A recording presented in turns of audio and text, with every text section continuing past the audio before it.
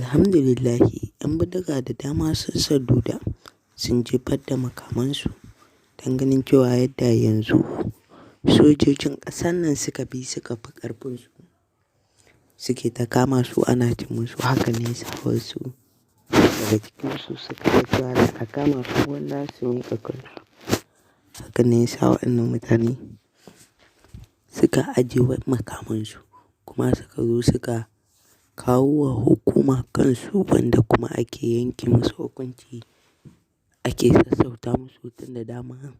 A ƙa'ida in ka amsa laifinka ana rage maka hukunci. To masu saurare, kana tare da Arewa Top Hausa News.